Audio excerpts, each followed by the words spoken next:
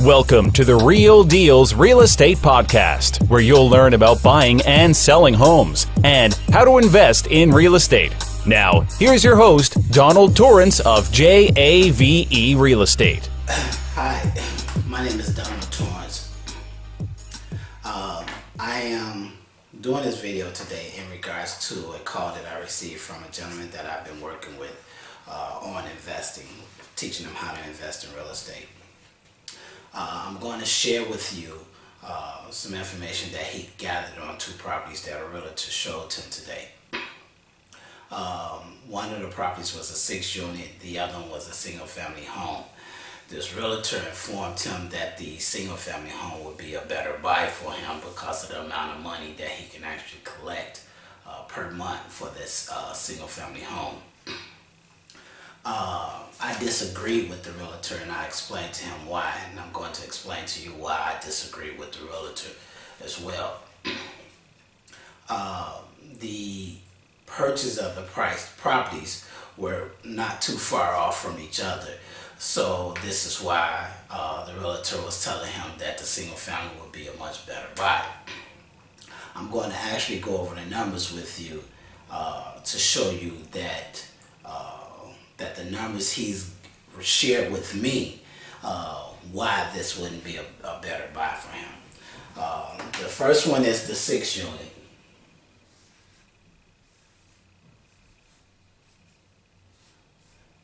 And then there's the single family.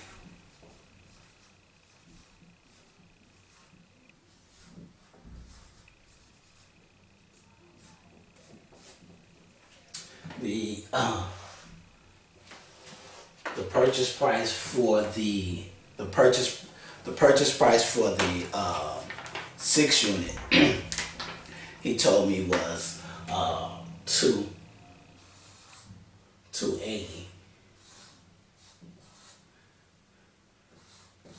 and the purchase price for the single family was it's listed for $199. It's what it's listed for. The realtor told him that the single family would rent in this area for $2,600,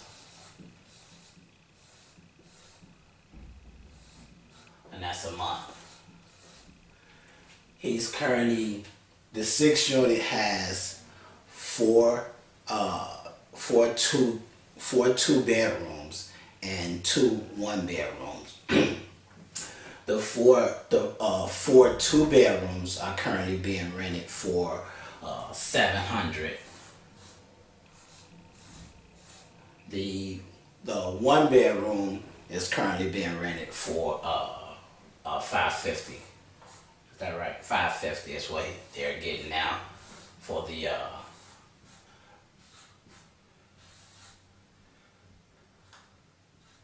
what they're getting for the 1-bedroom. So he's bringing in 28. This is 2,800.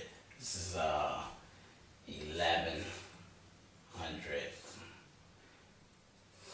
A total of $3,900 a month. Now, on the 6 units, the rents are actually low for the area. So keep in mind that his rents are low. It's managed by the actual owner. The owner had this property for a long time, so the tenant's been there for quite a while. What he said was one of the tenants has actually been in the property for about 10 years, a little over 10 years. So the owner just never changed the price of it. The realtor thinks he can actually buy the 6-unit for $255.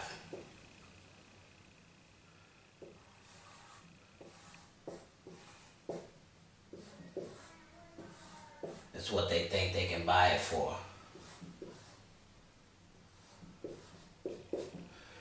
if if he can buy it for that, would be a good buy. And I'm gonna explain to you why. So if he let me just grab, I want to run some numbers with you guys. If he was to buy this property, let's do the first single family at $2,600 a month times 12. He's actually making.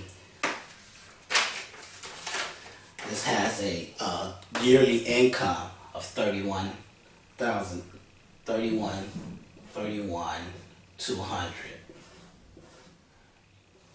and that's yearly. The 6 unit has a yearly income of 46, I'm sorry.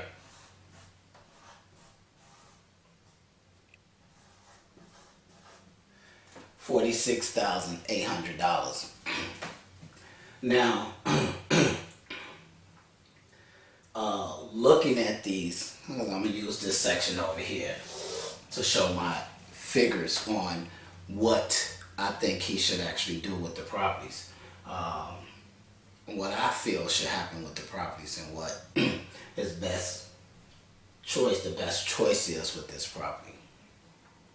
And this is going to actually explain to you why I say the 6 unit is the buy. I actually asked this question on Facebook a little while ago. If you had $100,000, what would you buy? A single family or a multi-unit? My concern is with a single family, if you're using it for investment purposes, when you have a vacancy, you have a 100% vacancy rate. So with that 100% vacancy rate, that means you're responsible for all the expenses with this single family property. As opposed to buying a multi-family, you can have 2 people move out and still cover the expenses of the property.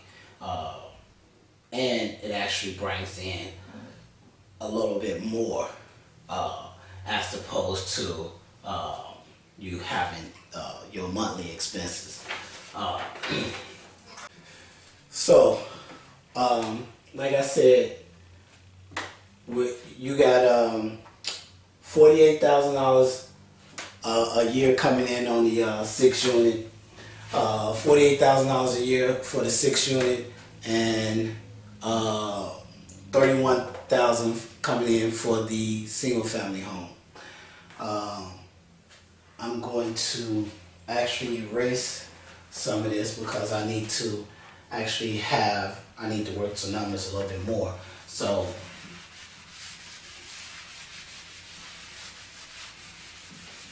we know what the yearly income is. Let me put it up here.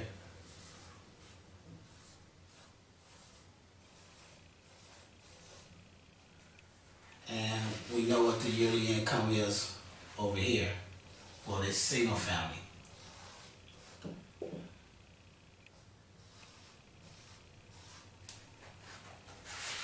This is the yearly income for both properties. Now, out of that, you have to, I like to use what they call a 50% rule. So 50% is going to be towards expenses. So this would be $23,400. This one would be $15,600. So after all expenses paid, this is what this is before the mortgage that he would actually be making $23,000 a year on the 6 unit, and he'll be making $15,000 a year on the single family.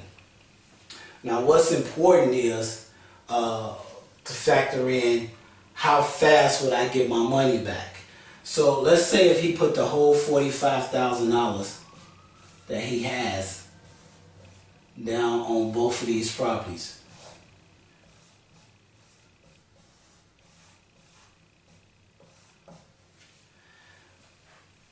What's important is how quick he can get his money back. The $45,000 that he spent. So let's just say he has $23,400, and that's divided by the amount that he's put down.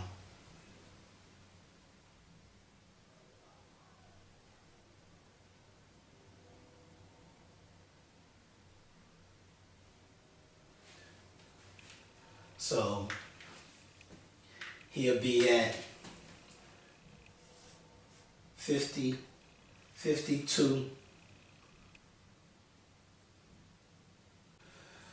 So we have, let's figure this out. You take the 23,400 divided by 45,000. It's 50.52. So cash on cash return it's going to be 52.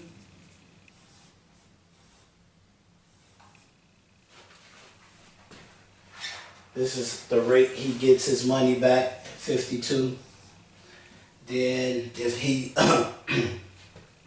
at the 15,600 divided by 45, that's 30. It's going to be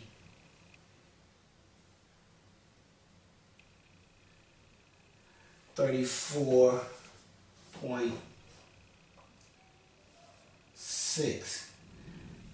So he's getting his money back faster here than he would here. So his initial investment will be coming back to him faster. So, but my thing is, like I told him,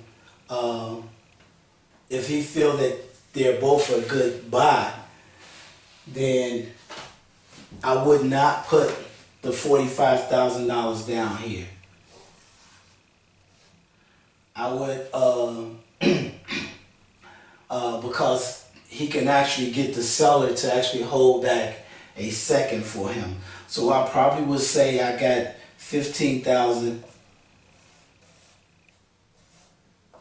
as a down payment, having the seller hold the second, because even if he brought the whole 45, it's an investment property. So the lender's going to want him to have anywhere from 25 to 30%, 20 to 30% invested into the deal.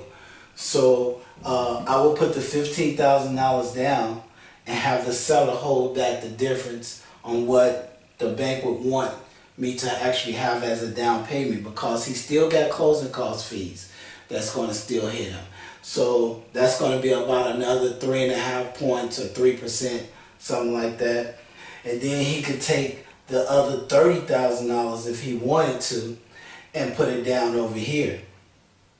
And I still wouldn't put the $30,000 down over here. I probably would put something like another $15,000 down on this one as well.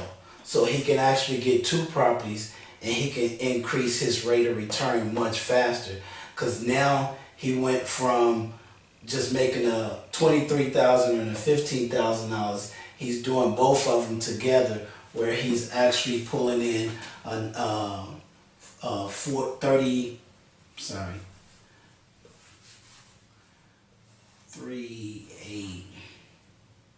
Actually, that's 9.